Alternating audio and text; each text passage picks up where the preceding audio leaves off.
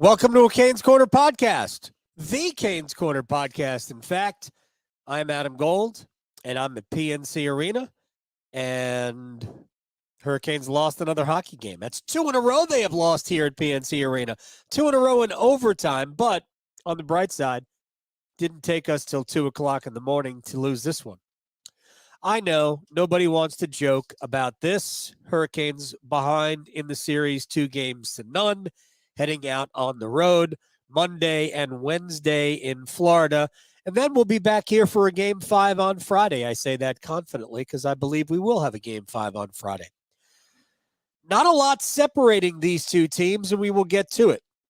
We're brought to you by the Aluminum Company of North Carolina. If it's for the exterior of your home, you can find it at the Aluminum Company of North Carolina. Siding, got it.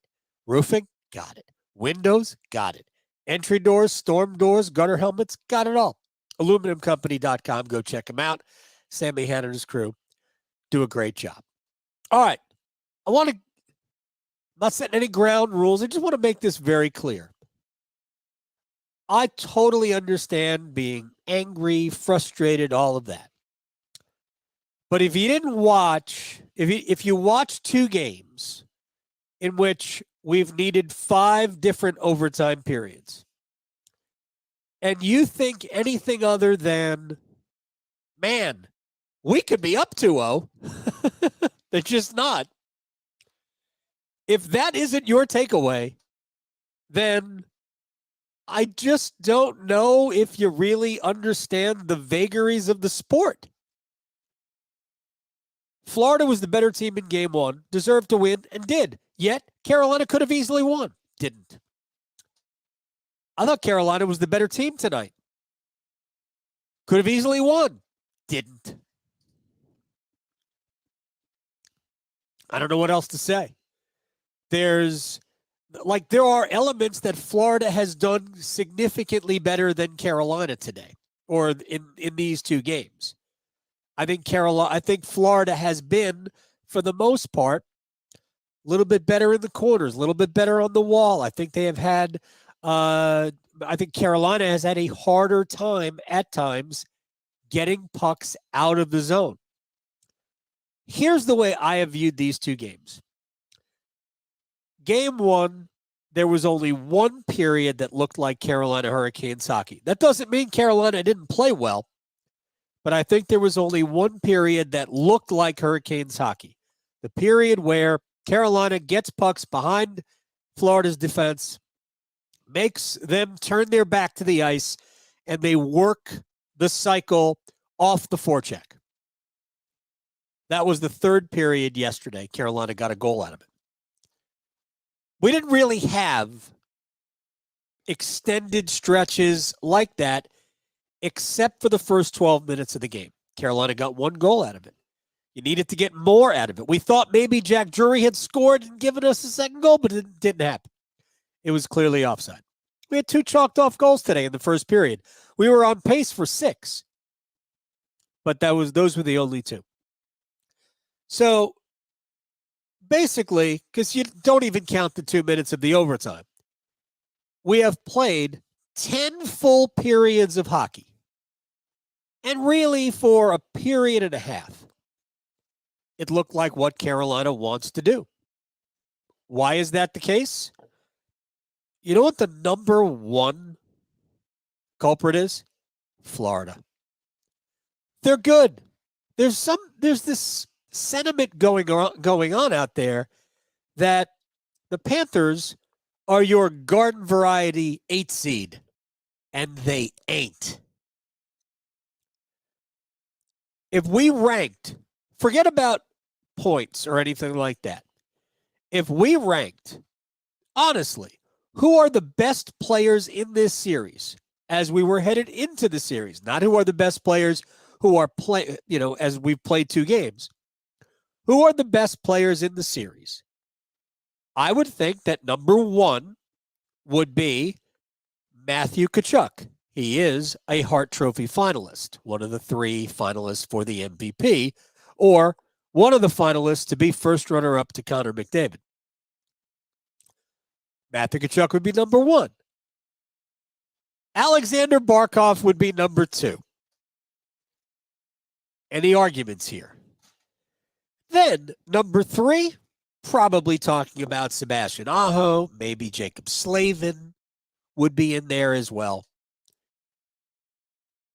So you take the fact that Matthew Tkachuk and Alexander Barkov, who both, by the way, have played excellent in this series, and then you throw on top of that the fact that Sergei Bobrovsky has turned back the clock to his 2 Vezina Trophy winning seasons, and you have a perfect recipe for a Florida team that spent the first 3 months trying to figure out who they were, and then the next 3 months reestablishing their game. That roster is really good, and they play a physical, nasty brand of hockey. That doesn't mean that Carolina has been bullied, as some people say. Florida's a more physical team. Yeah, but Carolina's been fine. This is not the reason why Carolina's down 0-2. The reason can be summed up pretty simply, I believe. In Game 1, Carolina made a couple of mistakes. In Game 2, they gave up 1 goal in 60 minutes. The goal in overtime was on the power play after Jacob Slavin and Brent Burns collided, got tangled up, and all of a sudden it's a 2-on-1, but really a 2-on-0. The margins are this. I'm not trying to defend anything that we saw. They've left it up to chance. They didn't get any puck luck in Game 1, but still, again, I admit Florida was the better team in Game 1. The right team won that game. I don't think the right team, in terms of the team that played better, I don't think that was Florida today. I think that was Carolina, but it was close. And in a close game, when the puck ain't round, anything can happen. So that's my big picture look at what we've seen for 2 games. Could have gone either way. It went the way of the Florida Panthers. And now we're all trying to figure out reasons. Look, are there things that Carolina should have been doing better, should be doing better? Yeah. What I thought I saw today was, to me, and hopefully it won't last, when Carolina has those games where they get a lot of shots, they're not all great, but they have the puck a lot, and they just don't generate great scoring chances. And I think that was tonight. I thought Carolina was good, but they weren't good the way they need to be good. They weren't good in a heavy, in-your-face, in-your-zone, hemming you in type of way, other than the first dozen minutes. But that doesn't mean, excuse me, that doesn't mean that they didn't have the better chances to score. I think they did. They just didn't get enough of them. And then when you did get them, you kind of hit Bobrovsky with the puck a lot. Bob was very good today. But the only great save he made was on Teuvo Teravainen. I mean, great save. Did Teravainen contribute to that by kind of putting it back into the middle of the net? Yeah. But I also think that just Bobrovsky getting across made it a great save. And I don't mean to try to diminish what Bobrovsky did tonight. I think Carolina had 36 shots on goal. They scored once. They scored it inside the first 2 minutes. Aho to Jalen Chatfield right out in front. Nason with the puck retrieval. Great play. And a smart play by Aho was a shot pass. And he had Bobrovsky kind of leaning towards guarding the post because Aho was going to shoot it, but it wasn't a shot. It was a pass. And Chatfield just redirected it between the pads, and it was 1-0. Roof blowing off. We thought Carolina was going to run away. Panthers scored, but it was waved off for offside. Carolina, later in the period, they scored. That was chalked off as well. So, hey, the rare double chalk off in the first period. So, I'm not put off by the way Carolina has played through 2 games. They played well enough where they could have won both, but they won neither. and we're heading back to Florida for Game 3. So, again, just want to make sure that we all understand this. Two best players among skaters going into the series were Matthew Tkachuk and Alexander Barkov. They both play for Florida. Sergei Bobrovsky has been the best player in this series. He also plays for Florida. Freddie Anderson played great. Antti Raanta was excellent tonight. But Carolina just hasn't been able to find the extra goal. The goals that were going in against the Devils or against the Islanders are not going in right now. So, got to figure out a way. And I thought going into the series, I thought we were going to see a lower scoring series. I think Carolina defensively can bottle Florida up, which for the most part they did, although the overtimes were much better for Florida. Freddie Anderson had to stand on his head just to keep him in it. But tonight, I thought Carolina defensively was excellent. The one goal in regulation in the second period was avoidable, but it wasn't avoidable the way you think it was avoidable. Brady Shea probably is culpable for the fact that Barkov was alone in front. But I thought the first goal really was more product of a crappy power play. And we'll get to the power play in a second. Because all three Hurricanes power plays took on the exact same form. Carolina had good entries and established themselves in the zone all three times first.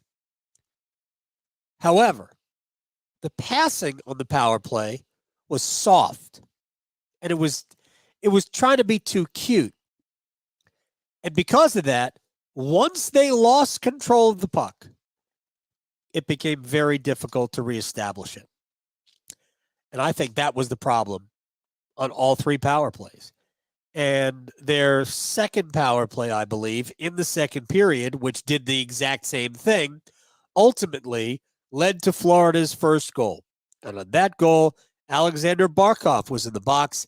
He comes out. He ultimately scores the goal. He and Fost collided, checked each other, whatever.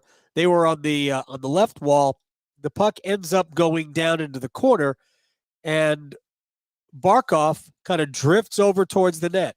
On the far side, you have Carter Verhaeghe. He was coming down just to the right of the slot, and Brady Shea moves up because Verhaeghe is there. And that leaves Barkov all alone. And Barkov did a forehand, backhand, forehand, backhand move, whatever it was.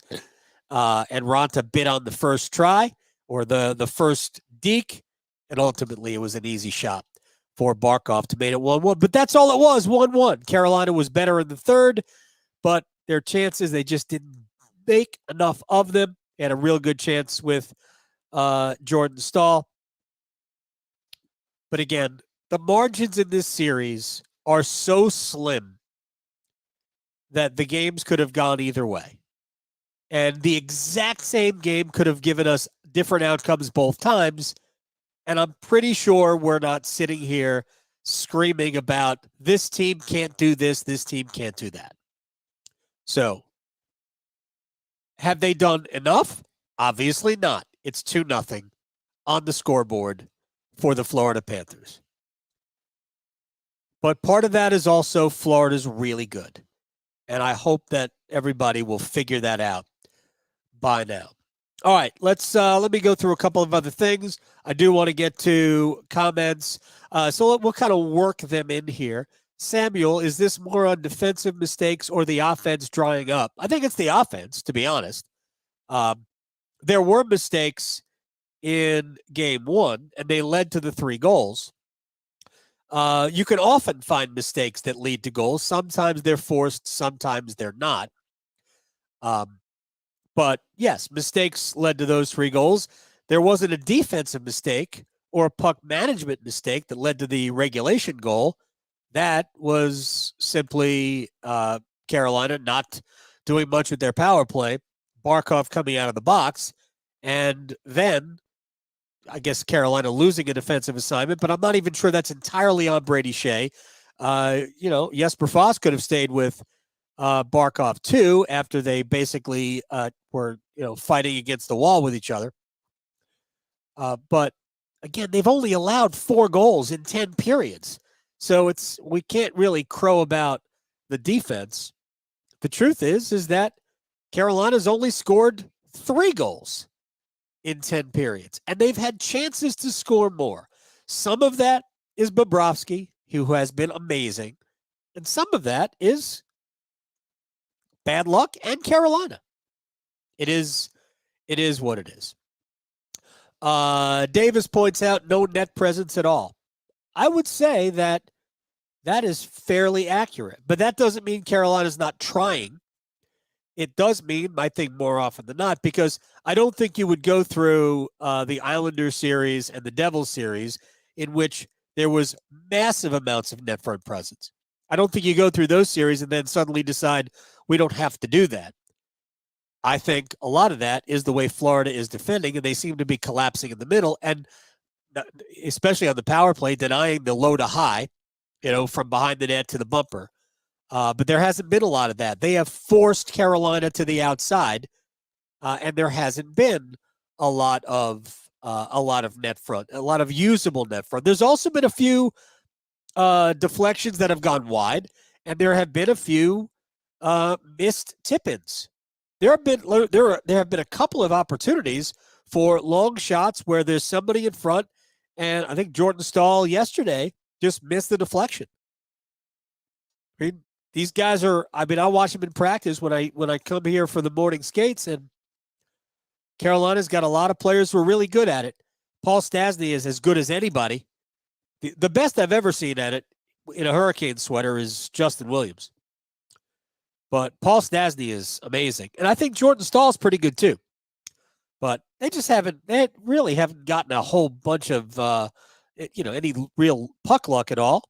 But you can't sit here and hope for it. Carolina's got to be a little bit better. And we'll get to some players who need to be a little bit better. All right. Let's see. Jamie said, we can't just shoot the puck into the guy's stomach. Yes, I think that's, by and large, we've seen this before. Carolina gets a great scoring chance and then hits the goalie in the chest or hits the goalie, in the stomach or shoots it into his glove. Teuvo Teravainen, could he have scored with a better shot? Absolutely. Puts it close to the near post. It's probably a goal. Goes higher. It's a goal. The upper part of the net is available, and Carolina has really insisted on going down low, but that's basically where we are in this series. All right. Carolina is now 0 for their last 10 in the Eastern Conference Finals. And I understand that is simply a fact. But I will say this. 2009 has nothing to do with anything. Zero to do with anything. 2019 has more to do with this than 2009 does, but only slightly. Carolina was an upstart playing against a much better Boston Bruins team. And by the way, for the same price, could have won game 1. So if you want to say, well, under Rod Brindamore, they haven't won a game in the Eastern Conference Finals, yes, you're right. But again, that doesn't mean anything. So somebody on Twitter asked me, is it okay to start talking about being 0 for hey, if you want to talk about it, I ain't going to stop you. I just think I'm mad. So therefore, these two things that are unrelated, we're going to start talking about them. Good, knock yourself out. I mean, that's just a fact. Nobody can argue with a fact. But I don't think there's a pattern that the Hurricanes are somehow not good enough to win in the Eastern Conference Finals when we just watched 2 games that needed a combined 5 overtimes. I mean, that's just don't be silly. Be frustrated, but then realize, okay, yeah, probably. Gosh, we could have won that game. Exact. See, that's what I'm talking about. Anyway, let's see what else I wanted to talk about today. First period to me was just the same as the third period in game one. Although Carolina wasn't great for the entirety of the first period. They weren't dominant for the entirety of the first period. But you got to get more out of it. And that's ultimately what hurt Carolina. Not getting enough out of their best moments.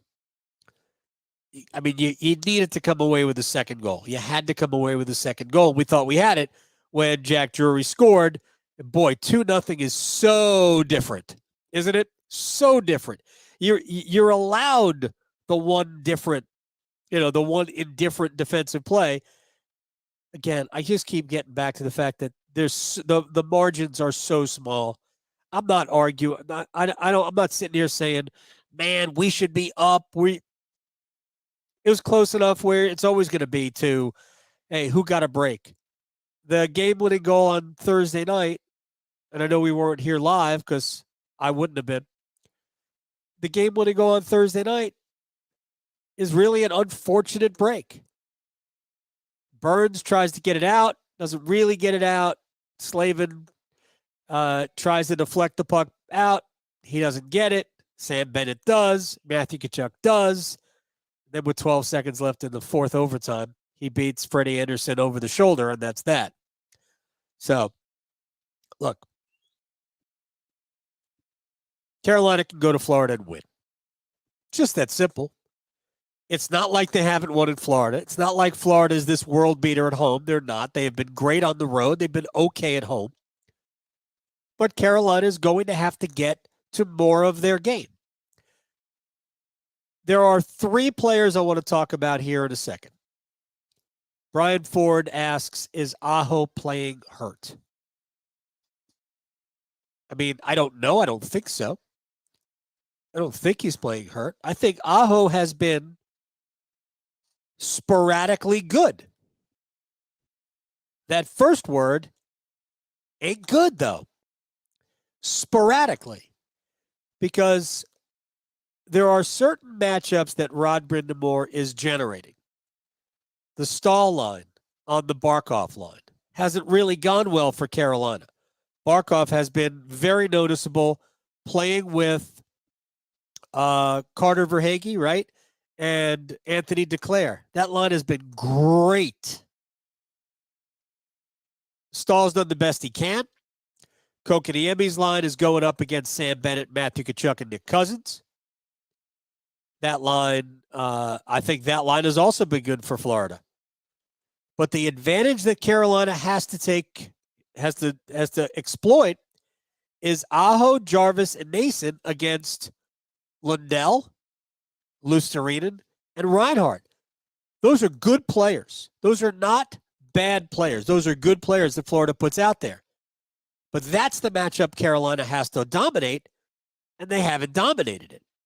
So this team, if they're going to advance, and I promise you, just like everybody thought it was that they were dead in the water in the last 2.5, 3 weeks of the season. And I had the famous feud with Kane's Twitter, which is super irrational.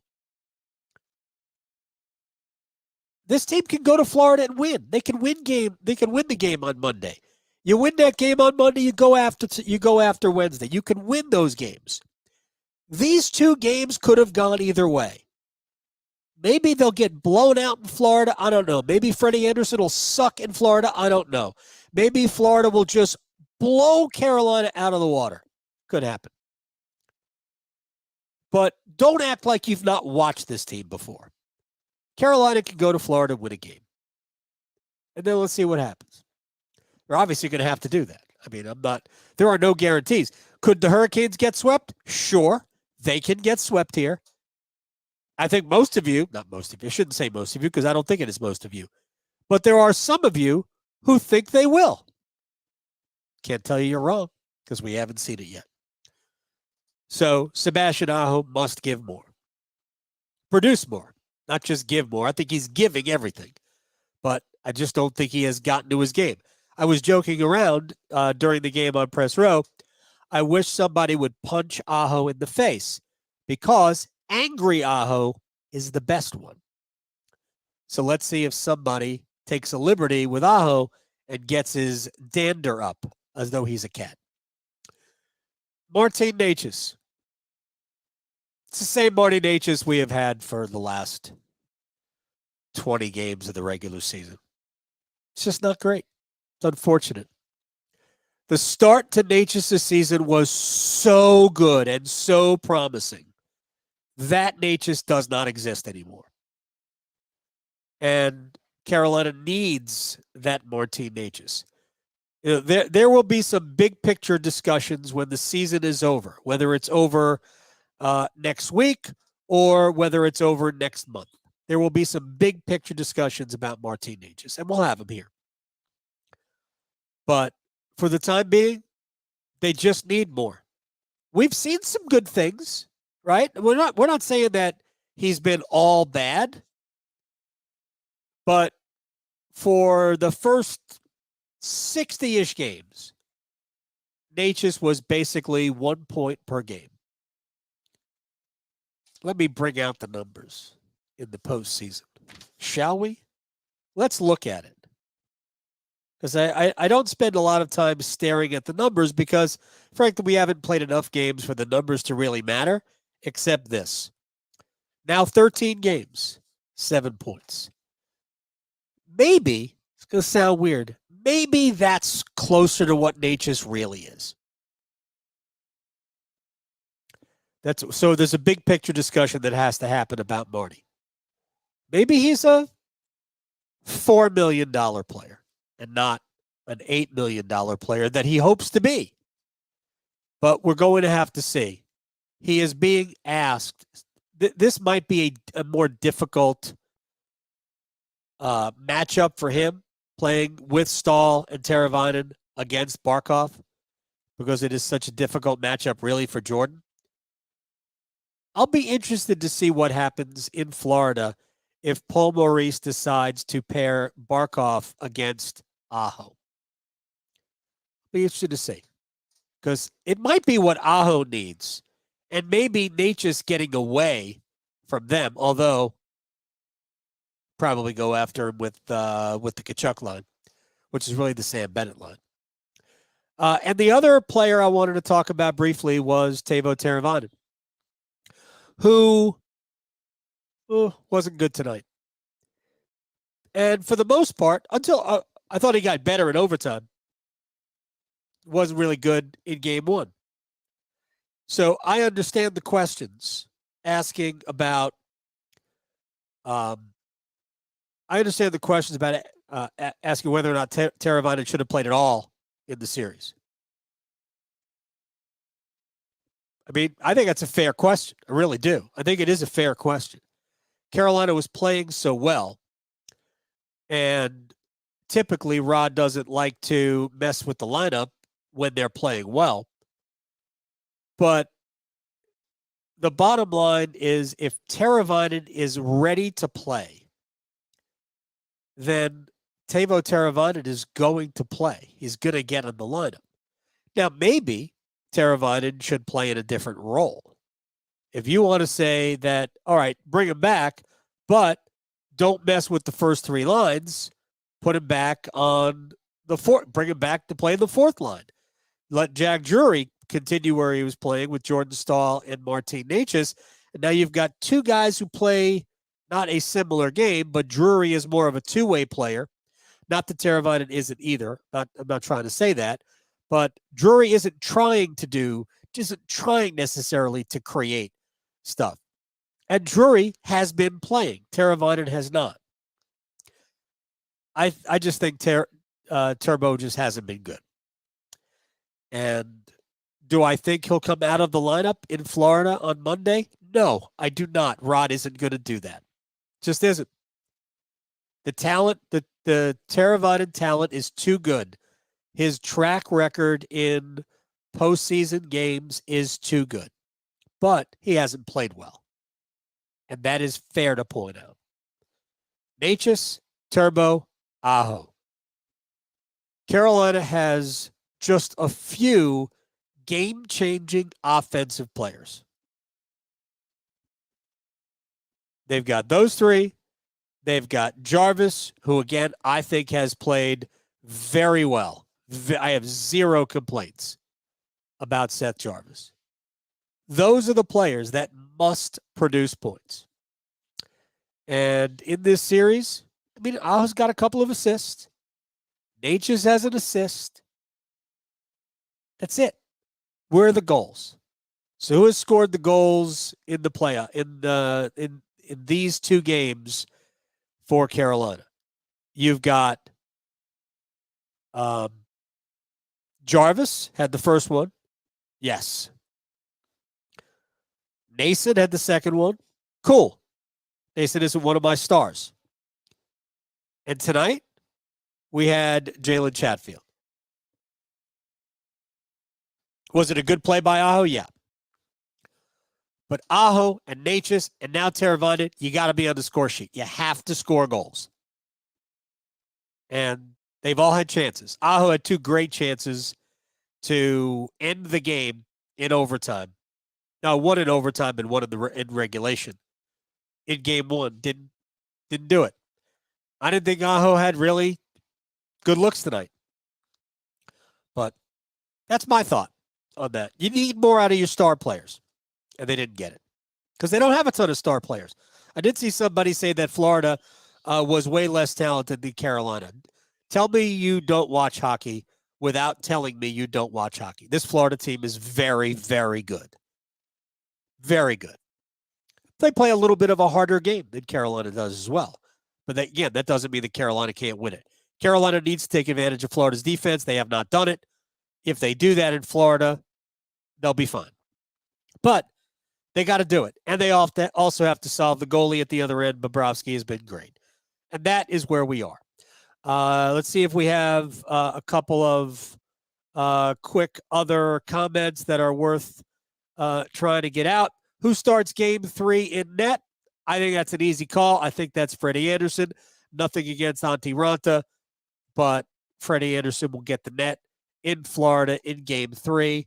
I absolutely have no question about that at all. There you go.